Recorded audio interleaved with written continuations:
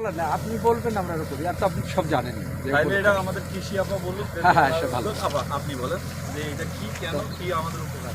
আচ্ছা, দেখা যাচ্ছে যে প্রাকৃতিক দুর্যোগ এগুলো হতে পারে, তো যাতে তাড়াতাড়ি কৃষক তার ফসলটা ঘরে তুলতে পারে এবং সহজেই যাতে খুব অল্প সময়ের মধ্যে কৃষক ফসল ঘরে তুলতে পারে, সেই লক্ষ্যে আমরা মেশিনের মাধ্যমে, কম্বাইন হারভেস্টার মেশিনের মাধ্যমে ধান কাটার এই কার্যক্রম করছি।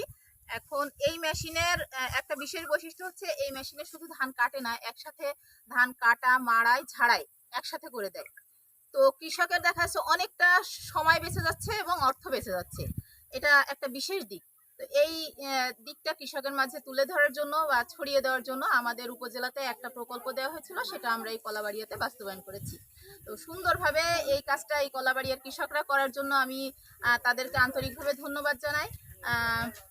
তার পাশাপাশি এখানে যে লিড ফার্মার ছিল আমাদের কামাল ভাই, যার কথা না বললেই নয়, উনি আন্তরিকভাবে সেই প্রথম থেকে একেবারে মানে এর সাথে একেবারে মানে একটা বাচ্চাকে যেভাবে লালন পালন করে মানুষ, ঠিক সেই একইভাবে কিন্তু উনি এই ফসলটা ফলানোর জন্য কাজ করেছেন, প্রচুর পরিশ্রম করেছেন। আমাদের ট্রেতে চারা উৎপাদন করার জন্য অনেক যত্ন করতে হয়, অনেক ধরনের কাজ থাকে, সেই কার্যক্রমগুলো উনি নিজে থেকে করেছেন। এর জন্য আমি বিশেষভাবে ওনাকে ধন্যবাদ জানাতে চাই।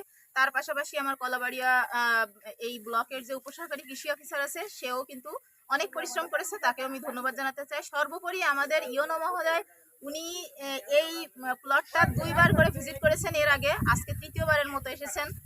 ওনার একান্ত মানে ইচ্ছা এবং উনি আমাদের যে সাহস দিয়েছেন, সেই জায়গা থেকে আমরা কিন্তু এই কাজটা সুন্দরভাবে বাস্তবায়ন করতে সক্ষম হয়েছি।